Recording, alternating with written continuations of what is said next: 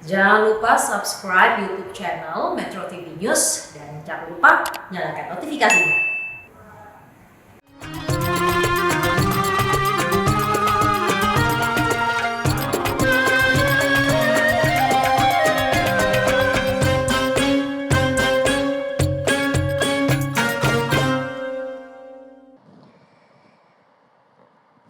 أعوذ بالله من الشيطان الرجيم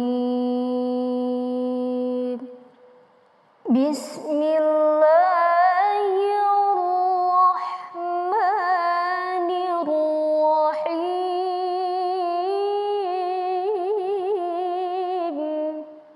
وما كان صلاتهم عند البيت إلا مكاء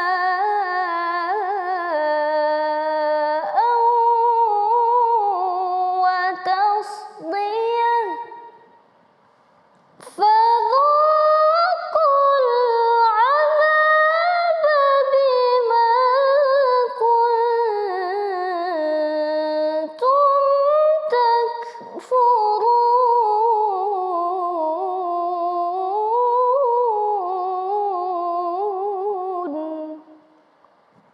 فذوقوا العذاب بما كنتم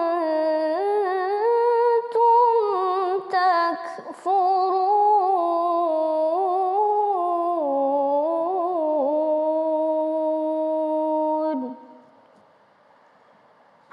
صدق الله العظيم.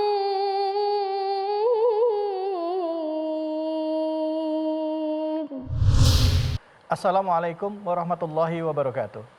Alhamdulillahirrabbilalamin. Assalatu wassalamu ala asrafil anbiya'i wa mursalin Sayyidina Muhammadin wa ala alihi wa sahbihi ajma'in. Amma ba'du. Alhamdulillah, pemirsa dimanapun saja Anda berada, hari ini kita kembali bersilaturahim dalam program Khasanah Islam bersama dengan Imam Besar Masjid Istiqlal Profesor Dr. Nazaruddin Umar. Dan tentunya masih dalam suasana bulan suci Ramadan, di mana kita terus berusaha untuk meningkatkan kualitas ibadah kita sehingga kita bisa lulus melewati bulan Ramadan yang kita kenal sebagai bulan madrasah diri kita, bulan untuk memperbaiki diri kita. Dan seperti biasa pula kita akan berbicara mengenai hal-hal yang ada di sekitar kita. Nah, kali ini yang akan kami angkat adalah mengenai pemahaman terhadap agama Islam. Ada istilah tak kenal maka tak sayang. Islam dikenal sebagai ajaran yang rahmatan lil alamin. Tetapi di dalam beberapa tahun terakhir ini muncul pemahaman di kalangan orang yang belum mengenal Islam atau mungkin orang Islam yang masih belum paham benar bahwa Islam itu sebenarnya adalah dalam perwujudannya lebih identiknya adalah lebih ke kekerasan. Seperti yang kita lihat di media-media ya, akhirnya menimbulkan pemahaman Islam itu identik dengan terorisme. Nah, ini yang berbahaya. Nah, kali ini kita akan bahas lebih dalam lagi mengenai masalah ini dengan guru kita yang sudah hadir bersama kita, Imam Besar Masjid Istiqlal, Profesor Dr. Nazaruddin Umar. Assalamualaikum, Prof. Waalaikumsalam warahmatullahi wabarakatuh. Prof, ada pemahaman bahwa Islam yang digambarkan oleh terorisme ini adalah Islam radikal. Nah, apa yang harus kita pahami dari ajaran Islam sendiri dan apa yang kita harus pahami juga bahwa ini ajaran ini adalah lebih menjurus kepada pemikiran radikal atau mengarah ke terorisme. Silakan, Prof. Baik. Assalamualaikum warahmatullahi wabarakatuh. Para pemirsa yang dimuliakan Allah Subhanahu wa taala, kita bersyukur hari ini bisa berjumpa lagi ya. Kali ini kita akan membahas tentang suatu topik yang sangat aktual, sangat menarik ya, seperti tadi yang diantarkan oleh Adinda ya, bahwa apa sih sesungguhnya dimaksud dengan radikalisme atau radikal itu. Begini, kita lihat dulu apa sih yang dimaksud radikal, apalagi nanti radikalisme. Nah, ini bukan bahasa Indonesia. Kita bisa melihat bahasa Inggrisnya misalnya kan dari akar kata redik itu artinya akar. Jadi kembali kepada akar sumber asasinya, maka itu namanya redik. Maka itu memang sedikit agak kontroversi istilah ini kalau mau diadreskan kepada suatu kelompok agama, ideologi tertentu, sebab ada unsur-unsur pembenarannya ya. Makanya itu di BNPT itu ada istilah radikal teroris. Jadi ada radikal non teroris, ada radikal yang seolah-olah ada radikal yang positif. Ya. Nah, apa sih yang dimaksud radikal? Itu mengembalikan sesuatu kepada asasnya, kepada akarnya. Sehingga dengan demikian setiap orang yang berusaha sungguh-sungguh untuk memperjuangkan apa yang diyakini sebagai sesuatu yang sangat mendasar dalam ajaran agamanya, kalau itu agama, ajaran budayanya, kalau itu budaya, ajaran ideologi, kalau itu ideologi, maka itu bisa dikatakan sebagai kelompok yang radikal. Maka itu radikal itu bukan hanya terkait dengan agama. Ya, radikalisme keagamaan seperti muncul akhir-akhir ini sampai melakukan bom bunuh diri segala macam. Ya, itu memang radikal. Tapi juga ada hal yang sama juga bisa terjadi pada kelompok separatis. Begitu cintanya terhadap lokalnya, terhadap kedaerahannya, dia sampai rela mati demi untuk memperjuangkan kelompok-kelompok wilayahnya itu. Muncul apa yang disebut dengan kelompok separatisme. Kelompok separatisme dengan memperjuangkannya segala macam cara itu juga bisa disebut dengan kelompok radikal. Radikal artinya secara sangat mendasar, benar-benar terpukau untuk melakukan sesuatu yang apa dalam imajinasinya ini yang terbaik untuk bangsa atau untuk negeri atau wilayah kami ini. Demikian pula juga ideologi. Ya, kita dulu kenal ada yang namanya komunisme dan paham-paham yang lain ya kan. Begitu yakinnya bahwa ini yang terbaik itu rela mati juga itu demi untuk mempertahankan paham ideologinya. Nah sekarang ini yang menggejala di permukaan adalah radikalisme yang bercorak keagamaan. Ya, bukan saja Islam, tetapi hampir semua agama kita juga pernah mengenal radikalisme dalam agama Hindu, misalnya di Bali dulu pernah kita lihat, di Jepang juga ya sampai mengebom bom kimia itu kan, di Israel juga di situ ada yang pernah menjatuhkan bom bunuh diri juga di sebuah kapal gitu kan. Ya. Nah Islam kita bisa melihat akhir-akhir ini banyak di tempat ya kan. Banyak di tempat yang lain kita juga bisa temukan. Nah sesungguhnya apa sih yang dimaksud kelompok radikal ini? Nah mungkin kalau ini kita sudah menjadikan semacam istilah populer, kelompok radikalisme ialah kelompok yang berusaha untuk memperjuangkan keyakinan yang diyakini oleh dirinya sebagai yang paling benar dengan melakukan berbagai macam cara termasuk kalau perlu bom bunuh diri itu, maka itu kelompok radikalisme. Nah, apakah Islam mentolerir apa yang disebut kelompok radikalisme yang seperti itu? Ya. Apakah itu identik dengan jihad? Nah, saya ingin mengklirkan antara jihad dengan radikalisme itu sangat berbeda. Jihad itu kan tujuannya untuk menghidupkan, bukan untuk mematikan. Menghidupkan ekonomi yang sedang lesu, itu adalah jihad. Nah, terutama sekarang ini kan kita merasakan dampak ekonomi akibat daripada dampak virus 19 ini. Maka di mana-mana kita terjadi semacam krisis itu kan, banyak yang di PHK dan seterusnya. Banyak orang-orang yang seperti frustrasi. Nah, salah satu jihad kita ini bagaimana membangkitkan semangat orang yang frustrasi ini. Itu jihad itu. Jadi jihad itu bukan membunuh orang yang tidak berdosa.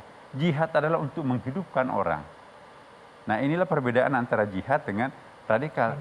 Dengan tegas saya ingin mengatakan bahwa 23 tahun lamanya Rasulullah memperjuangkan Islam, tidak pernah keluar satu kata pun di mulutnya Rasulullah memberikan toleransi terhadap radikalisme yang seperti kita pahami dan seperti kita saksikan sekarang ini. Bahkan Nabi itu memilih selalu hijrah. Nggak sabar diperlakukan secara zalim oleh penduduk kafir Quraisy Mekah, pindah ke Taif. Belum sampai ke kota Taif dilempari, dikejar sampai tumitnya berdarah-darah. Ditawari oleh malaikat penjaga gunung, mau nggak aku balaskan penderitaanmu terhadap mereka? No, jangan. Kalau saya akan memohon pertolongan, pertama kali saya memohon kepada Allah yang Maha Penolong, bukan kepada kamu. Terima kasih. Dia melakukan itu karena mereka tidak tahu siapa aku. Kelak satu saat nanti akan berubah. Nabi loh. Kita jangan pernah kehilangan kesabaran berhadapan dengan kelompok radikal. Nah, pemerintah pun juga, mari kita mencontoh Nabi. Nabi tidak pernah frustrasi menghadapi kelompok seradikal apa orang kafir Quraisy pada waktu itu. Ya. Tapi pada akhirnya mereka itu bertukuk lutut. Jadi para pemirsa, Jangan lagi ada yang memperatasnamakan Islam untuk melakukan tindakan-tindakan kekerasan atau radikalisme. Itu kontradiktif bahkan. Jadi Islam tidak pernah mentolerir ya berbagai macam cara kekerasan untuk mencapai suatu tujuan. Nah, karena itu penjelasan ini akan sangat menarik ya, mungkin nanti kita akan lanjutkan setelah pesan-pesan berikut ini, Mas. Baik. Terima kasih banyak, Prof. Kita akan lanjutkan lagi pembahasan kita mengenai bagaimana Islam ini adalah ajaran yang rahmatan alamin, bukan ajaran yang radikal dan juga bukan ajaran yang mengajarkan tentang terorisme. Tentunya hanya di sini di Kasana Islam bersama dengan Imam Besar Masjid Istiqlal Profesor Dr. Nazaruddin Umar. Barang siapa yang membunuh satu nyawa, satu nyawa loh, maka itu bagaikan membunuh seluruh nyawa yang lain, apapun agamanya nyawa itu, apapun kebudayaannya, warga negaranya orang itu.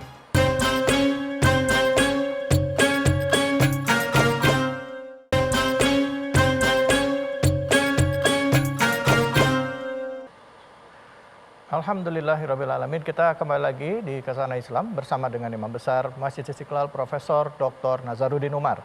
Tadi kita membahas tentang hal-hal istilah dari radikal, ya, karena ini kaitannya dengan ajaran Islam yang sekarang ini kesannya quote and quote mengajarkan tentang kekerasan, kesannya mengajarkan tentang terorisme.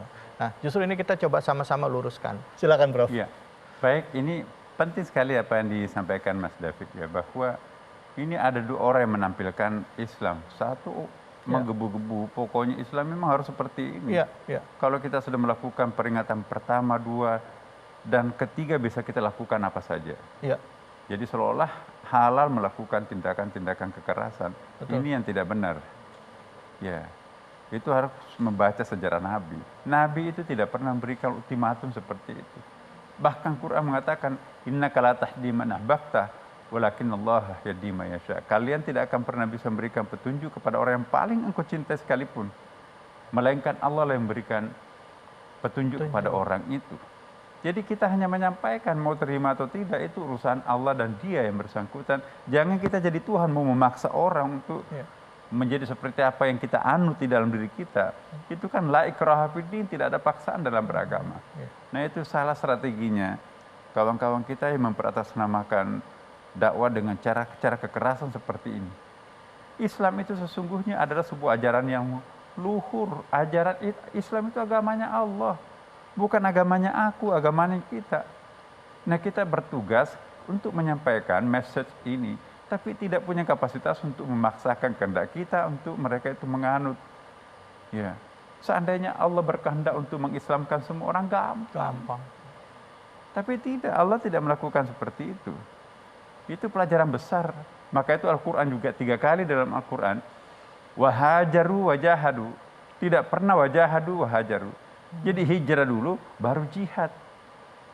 Jihad itu pun juga wajahidu bi amwalikum wa anfusikum. Harta dulu, baru nyawa, yang terakhir baru diri. Itu konsisten loh Al-Quran itu, tidak pernah wajahidu bi anfusikum wa amwalikum. Amwal dulu, harta dulu, baru jiwa. Nah, itu betapa mahalnya jiwa dalam Islam.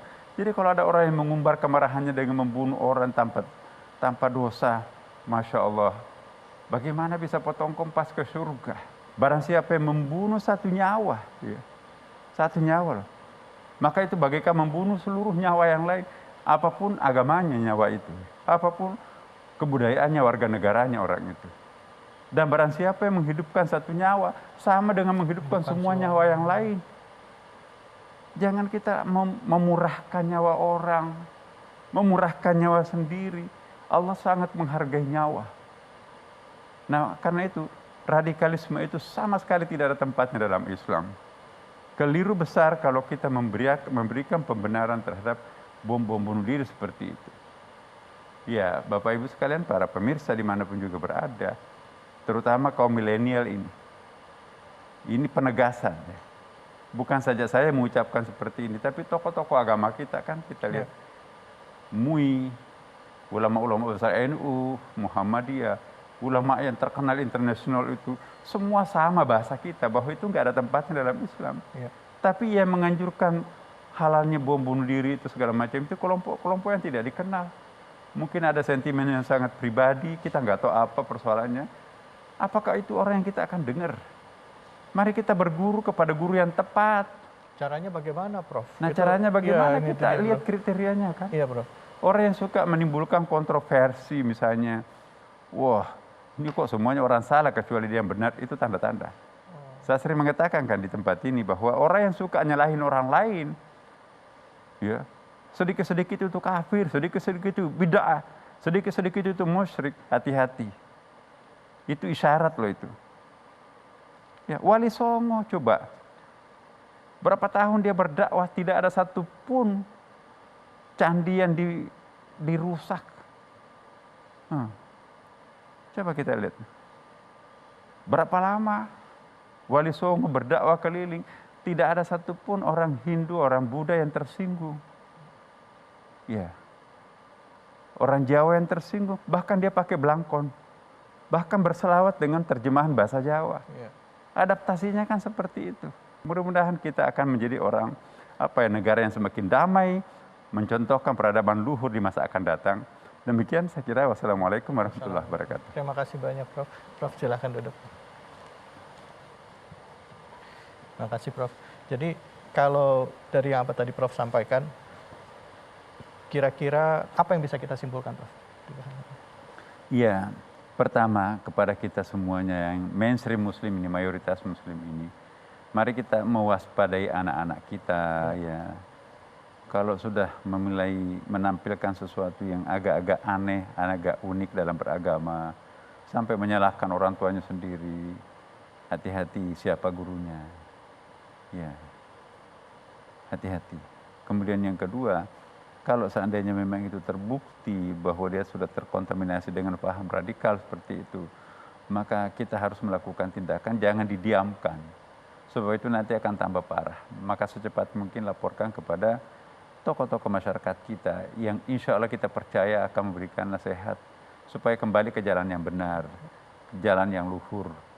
Ya, barangkali mereka tidak pernah mendapatkan informasi seperti itu. Dan yang paling penting juga pemerintah ya. Ini yang sangat penting. Kita jangan berdiam, jangan hanya melakukan pembiaran apa yang ada. Nanti kalau ada terjadi kejadian baru kita lagi melakukan reaksi. Nah, jadi saya kira ini perlu ada strategi-strategi bertahap ya, yang bisa kita lakukan dalam rangka menciptakan bangsa yang damai, Islam yang damai, ya kan. Dengan demikian insya Allah kita akan menjadi imam peradaban dunia Islam modern masa akan datang. Ya. Terima kasih banyak, Prof. Alhamdulillahirrahmanirrahim.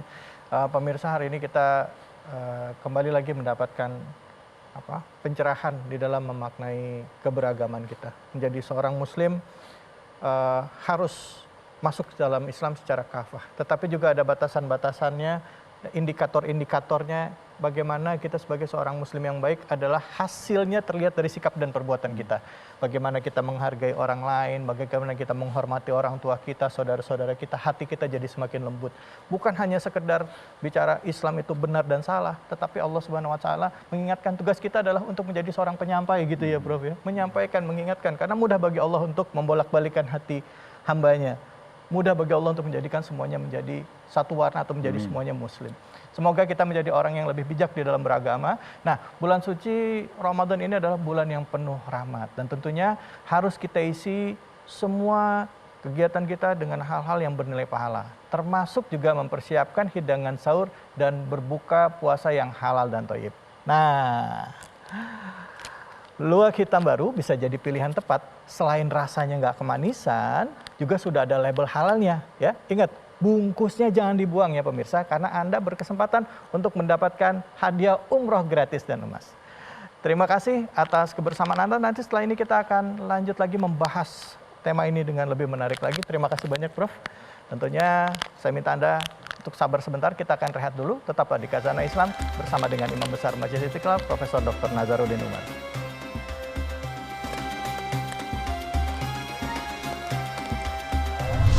Sehingga timbul hal-hal yang radikal, yang kekerasan. Yang mana itu? Radikal, kekerasan itu bukan Islam, bukan ajaran Islam. Nabi dalam jihadnya, ketika jihad di Mekah,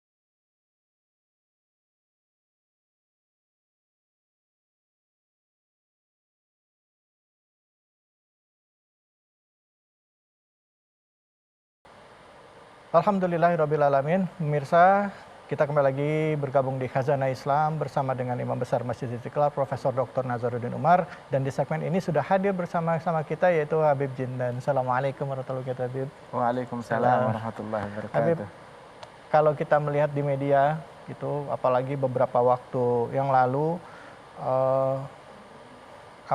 tidak hanya di Indonesia, di beberapa tempat gitu, ada suatu gerakan Islam yang dikatakan Islam garis keras atau radikal gitu. Dan dikesankan dari tindak tanduk mereka itu adalah lebih menjual kebencian, menjual eksklusivitas dari agama Islam. Sehingga akhirnya orang-orang yang tidak mengenal Islam melihat bahwa Islam itu identik dengan terorisme, tindakan-tindakan peledakan, pengeboman dan lain sebagainya. Padahal Islam sendiri esensi dasarnya kan rahmatan lil alamin, gitu. Yeah. Damai gitu. Nah, gimana Habib? Kira-kira Habib, apa sih yang harus kita sikapi terhadap hal ini? Silakan Habib. Gitu. Masya Allah, alhamdulillah. Wassalatu wassalamu ala Sayyidina Rasulillah, Sayyidina Muhammad bin Abdullah wa ala alihi wa sahbihi wa mawala. Islam itu adalah agama salam yang mengajarkan kedamaian. Sehingga ketika Rasulullah sallallahu alaihi wasallam saat hijrah ke Madinah Al-Munawwarah mempresentasikan pertama kalinya tentang Islam kepada seluruh masyarakat Madinah yang di dalamnya ada orang-orang musyrikin, penyembah berhala. Ada masyarakat Yahudi, kemudian juga dari orang-orang muslimin yang beragam. Ketika Rasulullah mempresentasikan kepada masyarakat yang kompleks tersebut tentang Islam, Nabi Muhammad bukan memanggil ayyuhal muslimun, wahai orang-orang Islam, bukan orang Islam yang dipanggil, tetapi semua manusia dipanggil untuk sebarkan salam kedamaian. Bukan cuma sekedar ucapan assalamualaikum lafaznya, tetapi juga salam makna dan hakikat daripada salam tersebut, pesan salam tersebut, pesan kedamaian, memberikan jaminan keselamatan kepada semua orang. Sebarkan salam kepada semua. Ifsya'us salam lil alam, memberikan salam kepada semua manusia. Kemudian juga silul arham, sambung silaturahmi. At'imut ta'am, beri makan kepada semua manusia. Dan yang terakhir itu adalah shallu billail wan nasu niyam, ajakan untuk sholat, untuk semua masuk ke dalam agama Islam, menjalankan agama Islam, mendirikan sholat malam, tahajud ketika manusia sedang tidur, hingga sempurna untuk meraih tadkhulul jannata bisalam, masuk ke dalam surganya Allah Subhanahu wa taala. Islam itu sendiri dipresentasikan dengan cara yang semacam ini. Jihad yang dibawa oleh Rasulullah sallallahu alaihi wasallam, jihad yang dibawa oleh Nabi Muhammad bukan di tahun kedua, ketiga Hijriyah ketika datang perintah untuk berjihad, bukan itu saja, tetapi Nabi sudah dipesankan untuk berjihad sejak masih di Mekah. Jahidil musyrikin, berjihad kepada musyrikin, jihad dan kabira. Fase jihad besar itu di Mekah. Pertanyaannya, Nabi di Mekah kapan Nabi megang golok? Kapan Nabi megang pedang? Kapan Nabi megang tombak? Kapan Nabi menghunuskan senjata? Tetapi disebut fase jihad besar bukan Madinah. Jihad besar di Mekah. Ketika Nabi bersabar, ketika Nabi diteror, ketika Nabi diprovokasi, ketika para sahabat Nabi yang dibantai seperti keluarganya Ammar bin Yasir dan para sahabat-sahabat lainnya ketika diboikot, dari pemboikotan tersebut hingga Siti Khadijah sakit dan meninggal dunia dampak dari pemboikotan, dari embargo yang dilakukan musyrikin terhadap Nabi Muhammad. Kemudian juga Abu Thalib pamannya Rasulullah pun juga meninggal dunia dampak daripada embargo tersebut. Dan itu jihad yang terbesar yang dibawa oleh Rasulullah Shallallahu Alaihi Wasallam, di mana dalam jihadnya Nabi Muhammad, jihadnya Nabi, jihad versi Nabi. Sebab ya seperti sekarang kalimat jihad itu sering dicuri, diperkosa maknanya untuk kepentingan harta, tahta, duniawi, politik bagi sebagian kelompok. Sehingga timbul hal-hal yang radikal, yang kekerasan, yang mana itu radikal, kekerasan itu bukan Islam, bukan ajaran Islam. Nabi dalam jihadnya, ketika jihad di Mekah, sebutkan satu cacian, satu makian, satu provokasi yang dilakukan oleh Rasulullah terhadap musyrikin Mekah, ataupun cacian, makian yang ditujukan oleh Nabi Muhammad terhadap munafikin yang ada di Madinah. nggak ada cacian, nggak ada makian, nggak ada provokasi di dalam jihadnya Rasulullah Shallallahu Alaihi Wasallam yang ditujukan kepada non-Muslim, apalagi kepada sesama Muslimin. Bahkan di dalam jihadnya Rasul Shallallahu Alaihi Wasallam, lihat jihadnya Nabi indah, dipandang indah. Oke, kamu orang Islam, mungkin berat sebelah, nganggap segala dari Rasulullah itu indah. Dan ini bukan cuma dipandang oleh orang-orang Islam, bahkan orang non-Muslim memandang dari zaman dulu hingga zaman sekarang betapa indah metode jihadnya Rasulullah yang nggak ditemukan di dalam perjuangan yang dilakukan oleh kelompok manapun yang mengatasnamakan apapun. Sehingga bagaimana di dalam jihad yang sah Rasulullah memerangi orang-orang musyrikin. Murni jihadnya Rasulullah, bukan politik, bukan duniawi. Di dalam jihad yang ditempuh oleh Nabi Muhammad SAW, Nabi bilang wanita yang terlibat dalam medan perang jangan dibunuh. Begitu juga anak-anak kecil yang ada di medan perang jangan diganggu. Musuh yang sudah kabur jangan dikejar. Ini musuh yang memerangi, mereka kabur, jangan dikejar, kata Rasulullah. Bukan itu saja, ketika kalian memasuki satu daerah non-Muslim, di situ ada tempat-tempat ibadat, ada gereja, ada kuil, ada tempat peribadatan, jangan dirusak, dan orang yang ibadat di situ pendetanya jangan diganggu, dan orang-orang yang beribadat di situ jangan diganggu. Orang pasar jangan diganggu. Nabi bilang pendeta yang lagi ibadat di kuilnya jangan diganggu. Ini jihadnya Nabi Muhammad. Dan ini sekarang kalau ada orang mengganggu tempat ibadat tersebut, jihad versi siapa? Kita nggak kenal ini di dalam jihad versinya Nabi, nggak kenal hal demikian di dalam jihad versinya Sayyidina Abu Bakar, Sayyidina Umar, Sayyidina Utsman, Sayyidina Ali. Tapi itu jihad versinya setan, ya ada. Tapi versi Nabi Muhammad nggak ada. Itu adalah penistaan makna jihad yang dicuri, diperkosa untuk tujuan-tujuan keburukan. Sebab kejadian-kejadian yang semacam ini bukan menguntungkan Islam. Jihad tujuannya adalah untuk mengangkat citra Islam, bukan menjatuhkan citra Islam. Nah sekarang ketika dia ngebom tempat ibadat, membunuhi anak kecil, mengganggu kaum wanita, nah itu bukan mengangkat citra Islam, menjatuhkan, merusak citra Islam di mata dunia. Masya Allah, Habib. Habib, kita lanjutkan lagi, Habib. Kita akan lanjutkan lagi bahasan kita. Tetaplah di Khazanah Islam bersama dengan Imam Besar Masjid Istiqlal, Profesor Dr. Nazaruddin. Bukan cuma itu saja, bahkan mengerahkan anak-anak kecil untuk melakukan bom bunuh diri. Terus dia pikir, oh ini sorga. Sorga versinya siapa? Sorga diraih dengan melanggar perintah Nabi Muhammad SAW. Wallah, nggak bakalan terjadi hal yang demikian tersebut.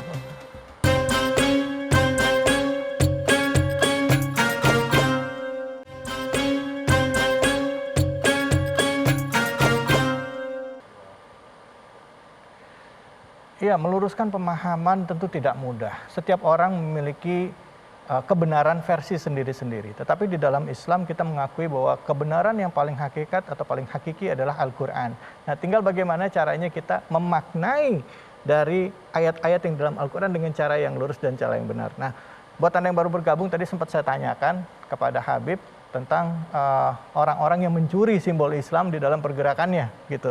Bahkan mengatakan bahwa tindakan kekerasan yang dilakukan itu atas nama Islam, dan mereka yang meninggal pada saat melakukan tindakan tersebut sudah dijamin masuk surga. Apakah begitu, Habib? Silakan, Habib. Pencurian terhadap simbol Islam terjadi sejak zaman dahulu dan sekarang untuk kepentingan duniawi setiap individu yang tidak bertanggung jawab. Waliyadzubillah min dzalik. Tetapi kita diajarkan untuk kita belajar ini sumbernya dari mana, gurunya dari mana.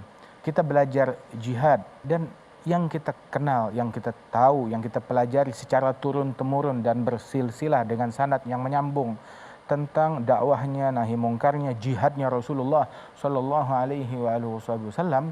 Beliau bagaimana di dalam hadis melarang melakukan pembunuhan terhadap kaum wanita musyrikin dan anak-anak mereka. Bagaimana halnya ada orang mengklaim jihad, kemudian dia melakukan pengeboman, pembunuhan, membunuh bukan musyrikin yang harbi, bukan orang kafir yang harbi. Memerangi kita gitu. Itu orang kafir ada harbi yang memerangi, ada yang non harbi yang zimmi. Nabi bilang man qatala zimmiyan lam yarah raihatal jannah. Yang membunuh seorang kafir yang dilindungi oleh negara, maka pembunuh ini, muslim pembunuh ini tidak akan mencium aromanya surga. Allah. Tidak akan mencium aromanya surga. Yang membunuh kafir zimmi yang dilindungi oleh negara. Kafir harbi, kaum wanitanya dan anak-anaknya nggak boleh diganggu, tidak boleh dibunuh. Kafir harbi yang memerangi, kalau dia sudah kabur, jangan dikejar. Ya Allah. Bahkan di dalam lingkungan ketika memerangi orang-orang kafir harbi di kota mereka, di situ ada orang pasar yang nggak ada sangkut pautnya dengan peperangan, walaupun di wilayah kafir harbi tidak boleh diganggu. Artinya ini konteksnya adalah dalam keadaan peperangan ya, Beb? Dalam keadaan peperangan Dalam terhadap perang. kafir harbi. Iya. Kalau tidak dalam perang, dalam damai, Di wilayah mereka ya.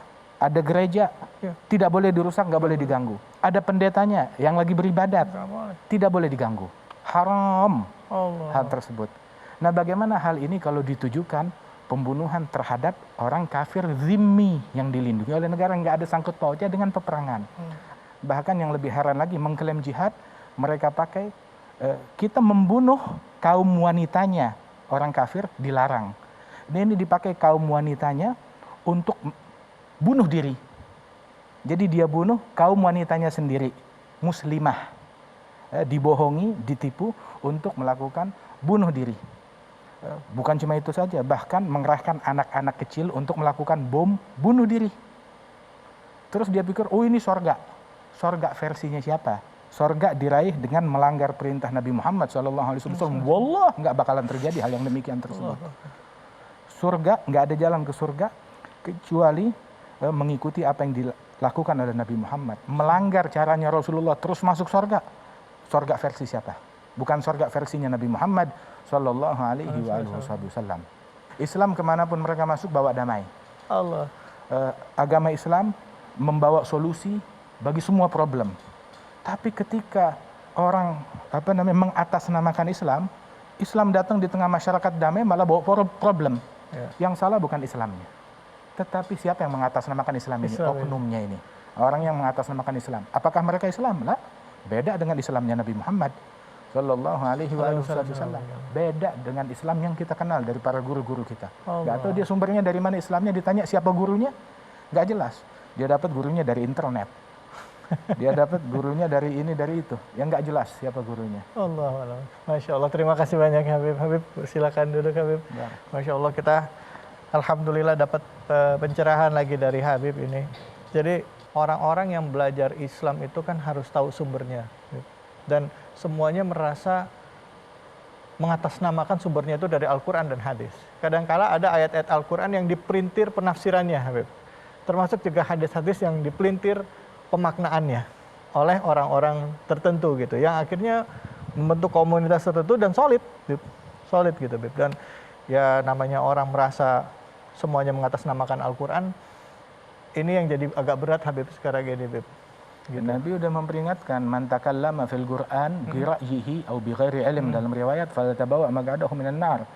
Yang berbicara mengatasnamakan Al-Quran menurut pendapatnya ataupun tanpa didasari ilmu, maka bersiap untuk singgasananya di dalam api neraka.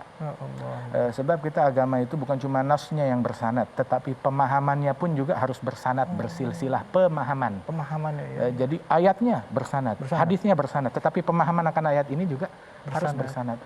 Ayat yang sama selama 1000 tahun lebih dikenal di masyarakat Indonesia, nggak bikin rusuh, nggak bikin kacau. Kenapa baru ada orang kemarin datang membawa ayat ini? Oh, ini buat perang. Dari mana sumbernya?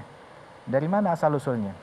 Walidzalik kita harus merujuk kepada sumber yang benar, yang bersanad, yang jelas siapa gurunya. Dan setiap orang yang tidak memiliki guru yang benar, yang bersanad, mereka adalah menjadi mangsa terhadap ustadz-ustadz radikal yang akan meracuni pemikiran mereka. Lihat, anak kalian itu bisa dimangsa.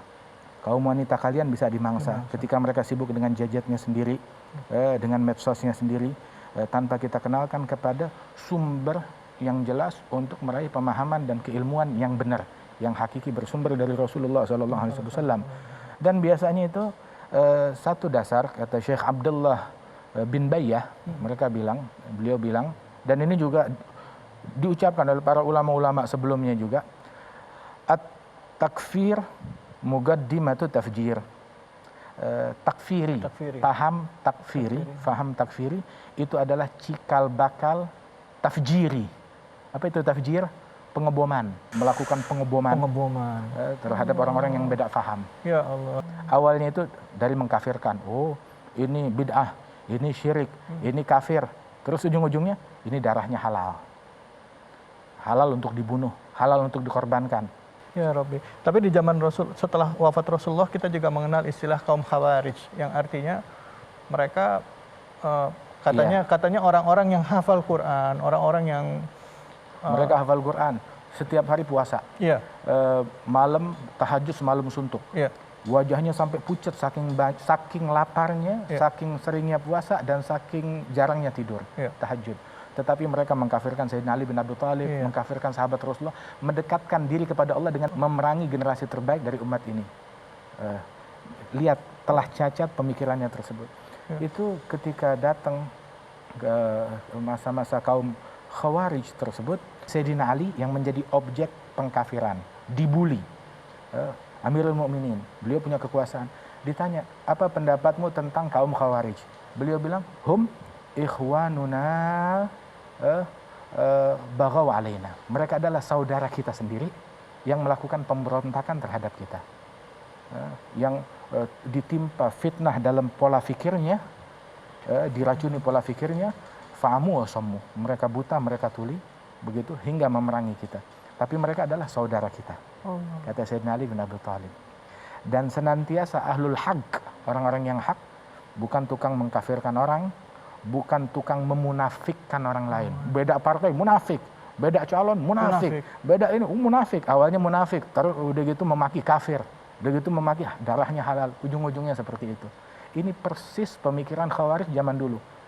Dan Khawarij berpikir, kami membela agama, Iya. kami membela Islam, Iya. kami berjuang untuk agama Dan surga pasti ya. dan surga. Tapi yang mereka bunuhi tokoh-tokoh agama. Nggak lihat di Suriah. Iya. Apa yang mereka lakukan buat Suriah? Allah. Mereka bilang, oh ini untuk melakukan pembelaan. Rumah kita 30 rumah dihancurkan, 30 orang terbunuh, berapa ratus ribu orang terbunuh. Allah. Islam dihinakan. Nah sekarang muslimin yang ada di Suriah mengungsi, mencari suaka ke Eropa, ke negara-negara non-muslim, minta suaka, terus kamu bilang itu memuliakan Islam. Berapa ratus ribu rumah yang luluh lantak, berapa tahun, dan perlu berapa tahun lagi, hingga negara tersebut tercabik-cabik dan hancur. Suriah demikian, Libya demikian, Irak demikian, Afghanistan demikian. Apa yang mereka lakukan?